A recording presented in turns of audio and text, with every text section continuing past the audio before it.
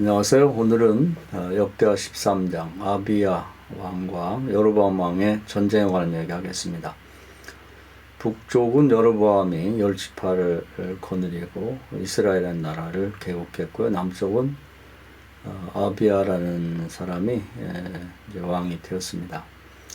그런데 불행스럽게도 이제 두 나라가 서로 이제 싸움을 하게 됐습니다. 동족 상잔이죠. 이제 두 나라를 비교하면 이제 북쪽은 열지파이기 때문에 이제 군인을 모았는데 약 80만 명이고 남쪽은 유다 지파와 베냐민 지파 일부가 있었는데 한 40만 명 정도 모았습니다. 전력으로 보면 이제 북쪽이 훨씬 앞서죠. 뭐 아마 무기도 앞설 것 같습니다. 그런데 이제 좀 다른 점이 있다고 그러면 영적으로 봤을 때 북쪽 여로보암 이스라엘은 이제 자기들이 나라를 개국하면서 남쪽에 유다가 섬기고 있는 여호와의 신앙을 버리고 이제 뭐 여러 가지 이유가 있겠습니다만은 애굽에서 섬기던 금송아지 우상을 섬기게 되었습니다. 그리고 남쪽은 이제 역시 다윗의 후손들이기 때문에 여호와 하나님 믿는 신앙을 유지했습니다. 그러니까 영적으로 보면 남쪽의 배후에는 이제 여호와 하나님이 계시고 북쪽에는 이제 금성한 우상이 있다 이렇게 보면 되겠습니다. 그러니까 둘 다 자기들이 믿는 신의 도움을 구하면서 제사 드리고 이제 서로 전쟁하게 되었습니다. 하나님은 사실 동족끼리 싸우는 걸 좋아하지 않죠. 그래서 출애굽 때도 보면 선대로 올라가 보면 이제 이삭과 그 에서의 후손이 에돔 족속이 됐고 이삭의 후손이 이스라엘 백성이 됐는데 결국 이제 그 출애굽하는 과정에 서로 만나게 되었을 때 에돔 사람들이 전쟁을 걸어왔지만 하나님이 모세와 그 백성들에게 형제간에 싸우지 마라. 그래서 우회해서 가라 그래가지고 이제 싸우지 못하게 했고 또 모압과 암몬을 보면 이제 아브라함의 조카 롯의 후손이 모압과 암몬인데 그들과 싸우지 마라 이렇게 말씀했습니다. 그러니까 하나님은 비록 남북이 갈렸지만은 북쪽 이스라엘 여로보암 군대와 남쪽 유다의 아사 군대가 싸우는 걸 원치 않았죠. 근데 결국은 이제 전쟁을 하게 되었습니다. 그랬을 때 하나님께서 이제 남쪽의 아사의 편을 들어주죠. 다윗 때부터 이제 전쟁에 관해서 어떻게 해야 되는지 하는 게 명확히 이제 하나의 공식처럼 나와 있는데 전쟁은 하나님께 속한 것으로서 하나님께 이제 먼저 기도해서 응답 받은 다음에 하나님이 이 전쟁은 나에게 속한 것이고 내가 앞서 싸우겠다. 이제 이런 응답을 받고 난 다음에 전쟁을 하면 이런 전쟁은 이겨놓고 싸우는 전쟁이 되고 그리고 이제 어쩔 수 없이 전쟁을 하게 된다고 할 때는 항상 이제 하나님이 앞서 나가서 싸워주시기 때문에 하나님과 싸워서 이길 사람은 없는 거죠. 항상 승리하게 되고 그래서 전쟁의 승패는 세상 사람들이 생각하는 것처럼 전쟁터에 나와서 실제로 칼과 창을 사용하면서 맞부딪혀서 결정나는 게 아니고 그리고 기도하는 자리에서 결정난다. 이런 원칙, 이런 이해가 있는 것이죠. 그래서 북쪽은 이제 배나되는 80만 명의 군대와 또 좋은 무기를 가지고 이제 전쟁에 나왔다 그러면 남쪽 유다는 비록 군인의 숫자는 반밖에 안 되지만 기도하고 이제 배후에 보이지 않는 하나님의 군대 마나임의 도움과 지지를 받고 왔다. 겉보기에는 사람의 군대는 보이지만 영적으로 보면은 남쪽은 훨씬 더 강한 눈에 보이지 않는 하나님의 군대와 눈에 보이는 유다의 군대 40만이 같이 있다 이렇게 볼 수가 있는 것입니다. 이렇게 보는 것이 신앙의 눈으로 보는 것이죠. 그리고 그런 전례가 계속 있기 때문에 이 전쟁은 볼 것도 없이 남쪽에서 이긴다 이렇게 볼 수가 있는 것입니다. 그래서 결국은 하나님이 그 싸움하기를 원치 않았지만 이제 북쪽이 이렇게 전쟁을 공격을 해왔기 때문에 결국 이제 전쟁을 하게 됐습니다. 근데 그 결과는 북쪽의 처참한 패배로 끝나죠. 자, 그러면 성경을 한번 확인하면서 보겠습니다. 역대하 13장이죠. 그래서 결국 그 전쟁을 하게 됐는데 여기 그 숫자가 나왔죠. 3절에 보면 아비야는 즉 남쪽의 유다의 군대는 용감한 군사 40만 명을 택하여 싸움을 준비하였고 북쪽 여로보암 이스라엘은 큰 용사 80만 명을 택하여 그와 대진한지라. 그러니까 뭐 사람의 군대 숫자로 말하면 이제 북쪽이 훨씬 유리하죠. 몇만 명만 더 많아도 이제 유리한 건데 거의 배에 가까운 그런 군대를 갖고 있었으니까요. 그런데 이제 그 남쪽의 아비야는 이런 얘기를 합니다. 뭐냐면 이스라엘을 하나님 여호와께서 소금 언약으로 이스라엘 나라를 영원히 다윗과 그의 자손에게 주신 걸 너희가 알 것이 아니냐. 그런 신앙 고백하죠. 이 대목이 굉장히 중요합니다. 민수기 14장에 보면 하나님께서 내 귀에 들린 대로 해준다고 그랬고 또 말라기 3장 16절에 보면은 성도들 간의 대화를 들으시고 메모하신다. 기념자에 기록한다 이렇게 되어 있는데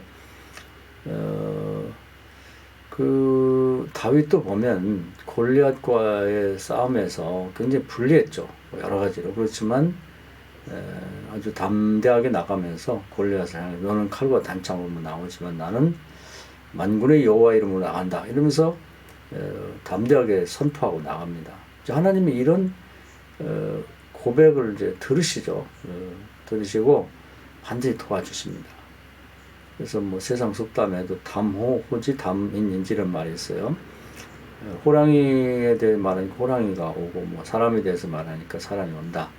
근데 이제 그 사람이 정확히 올 때 좀 호랑이도 제 말 하면 온다더니 지금 내 얘기하고 있었는데 왔네 이런 경우가 종종 있습니다.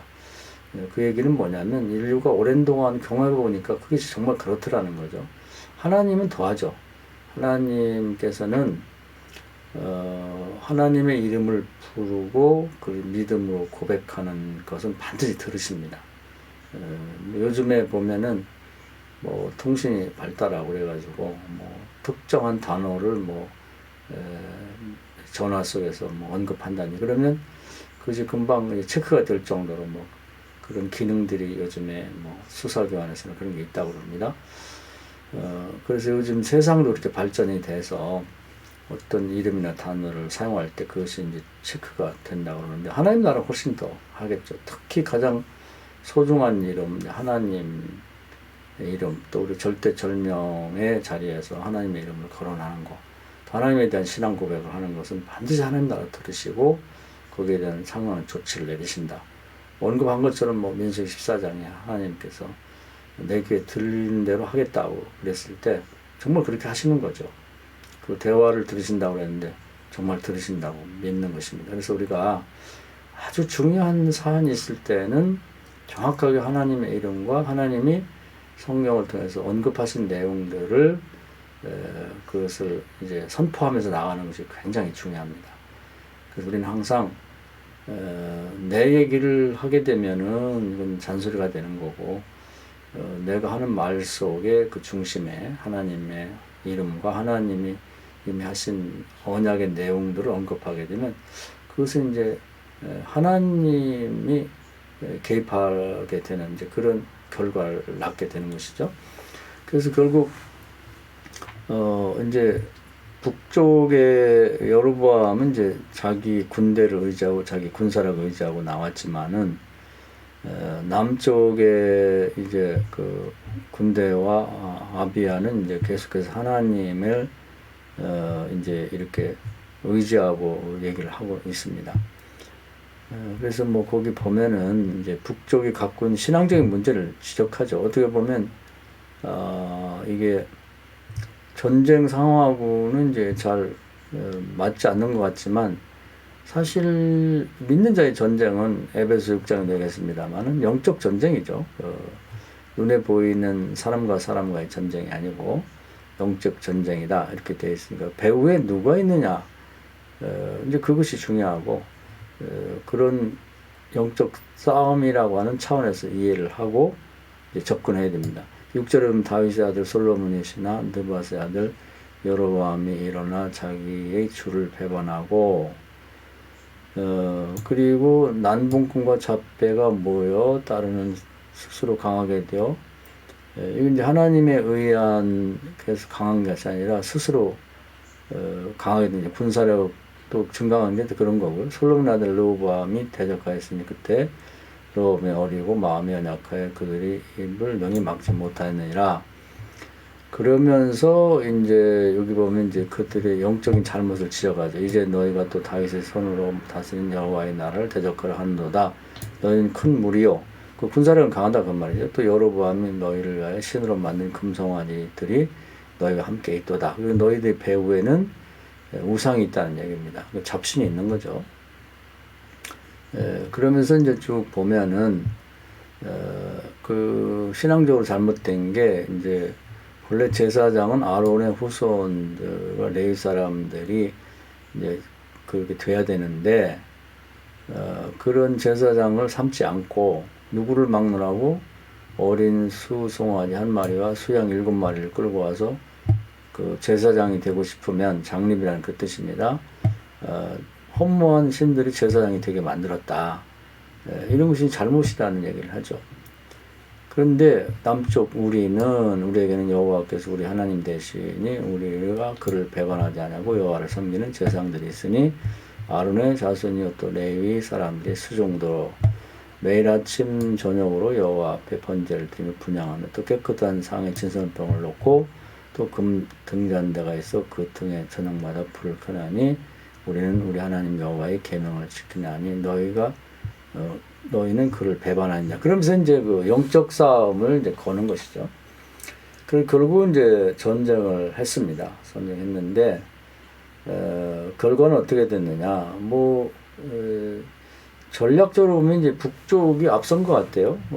여기 보면 여로보암이 유다의 뒤를 둘러 복병을 하였으므로 그 앞에는 이스라엘 사람들이 있고 뒤에는 복병이 있느니라. 그러니까, 포위를 한 거죠. 앞뒤에서.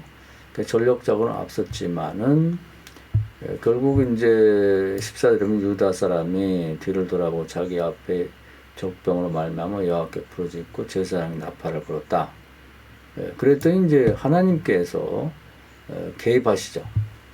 여기 보면 유다 사람이 소리 지르며 유다 사람이 소리 지를 때에 하나님이 여로보암과 그 온 이스라엘을 아비야와 유다 앞에서 치시니 이스라엘 자손이 유다 앞에서 도망하는지라 하나님이 그들의 손을 넘기셨다. 이제 하나님이 개입하셨죠.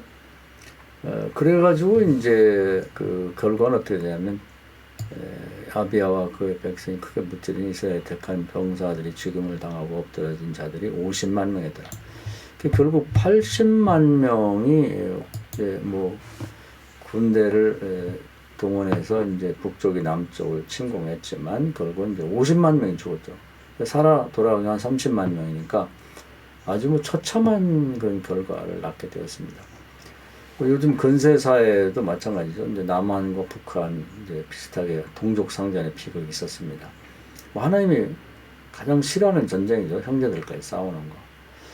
북쪽은 이제 결국은 그 공산주의, 하나님을 멸시하고 북쪽에도 3,500개의 교회가 있었다는데 다 내쫓고 믿는 자들을 핍박하고 죽이고 그런 그 무신론에 기초한 그리스도를 대적하는 세력이 그런 사상에 기반해서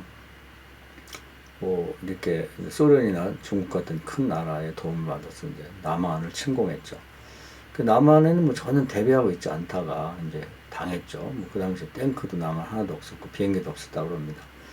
6탄으로 막아냈죠. 근데 하나님 은혜로 이제 유엔이 창설된 이후에 이제 가장 많은 도움을 받았죠. 16개국이 우리를 도와서 결국은 전쟁을 이제 잘 수행해냈죠. 그러고 나서는 이제 남쪽은 만일 때는 1200만 명까지 예수님을 믿게 됐고 많은 사람들이 기도하고 이제 다양한 종교가 있지만 사실 기독교 국가에 가깝게 그렇게 변했습니다.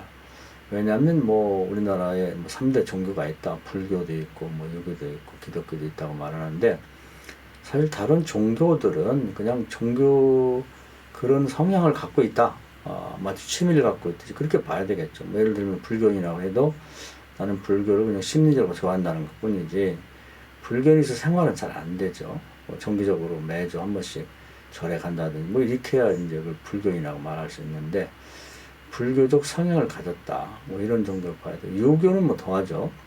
조선시대가 500년의 전통을 갖고 있다고 하지만 뭐 유교가 일종의 어떤 종교라고 보기는 어렵고 일종의 학문이라고 봐야 되겠고 또 그런 성향을 갖고 있다는 거지. 무슨 향교가 있어가지고 정기적으로 거기에 참여하고 무슨 그런 그 종교적 행위를 하는 건 아니니까요. 그냥 우리나라는 이제 그래도 기독교인들만이 일주일에 한 번씩 교회 가서 예배도 드리고 이제 새벽기도도 하고 그런 생활이 되기 때문에 전체적으로 봤을 때는 기독교가 이제 신앙생활을 제대로 하고 있다 이렇게 볼 수가 있겠습니다. 그런 나라니까 어떻게 보면은 이제 기독교와 이 공산주의 무신론 그 사상의 우상과의 이제 전쟁이라고 봐야 되겠죠. 지금 70년이 지난 지금에 와서는 남북한이 확연한 차이가 있죠. 북한은 점점 어렵게 됐고 남한은 이제 뭐 세계 10대 강국에 들고 뭐 사는 것도 거의 뭐 50배 가까이 차이가 난다고 해요. 그 국력에 있어서 결국 하나님의 축복을 받은 거라고 볼 수가 있겠죠.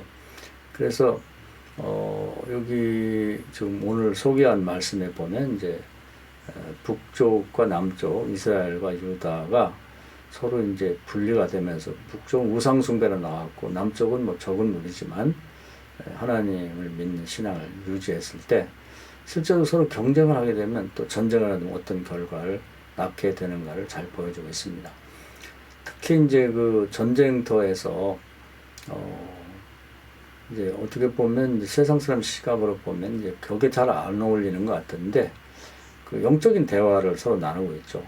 남쪽에서는 북쪽이 하나님을 버리고 우상숭배를 한 것에 대해서 책망을 하고 뭐 북쪽에서는 이제 그 군사력만 의지하고 나와서 그 배후에 이제 아마 그날도 계속 그 금송아지 우상의 산당에 가서 제사를 드리면서 좀 도와달라고 뭐 구했겠죠.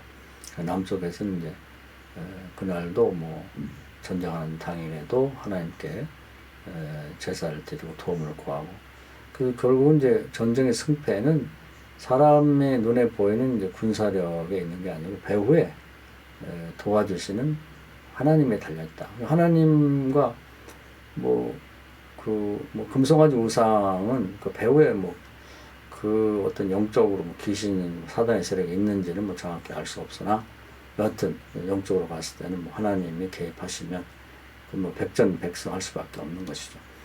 그래서 이제 북쪽 이스라엘은 군사력을 의지해왔다가 처참한 패배를 하고 이제 도망치게 됩니다. 그래서 오늘은 사람이 살아가면서 어쩔 수 없이 뭐 경쟁이라고 할까요? 뭐 거기서 이제 무기를 갖고 뭐 죽고 사는 문제가 되면 전쟁이 되는데 같은 거죠. 그런 것을 어릴 때부터 죽을 때까지 계속 경험하면서 살게 되는데 이런 싸움을 그런 경쟁을 그냥 육신과 육신의 경쟁을 볼 것이 아니라 배후에 있는 영적인 싸움을 하고 이제 이해를 하고 여기 보면 이제 오늘 전쟁에 참여한 남쪽의 왕과 그 백성들의 차원에서 본다면 날마다 승리하지 않겠는가. 그래서 아이들이 뭐 어디 시험을 보러 간다든지 뭐 어떤 경쟁을 한다든지 할 때도 내가 갖고 있는 경험에 근거한 뭐 그런 교훈이나 뭐 이렇게 가르침보다는 성경에 정확히 근거해 있는 하나님의 말씀, 하나님의 이름 그리고 전례를 얘기하면서 그런 하나님의 이름으로 선포하고 나간다고 하면 이제 반드시 하나님이 개입하시고 공평하시기 때문에 이쪽을 이렇게 도와주신 것처럼 여기 보면 이제 아비야와 남쪽 유다를 도와준 것처럼 지금 우리도 똑같이 도와줄 거다 하는 믿음을 갖고 살면 좋겠습니다. 이 말씀 은혜가 되기를 바랍니다. 감사합니다.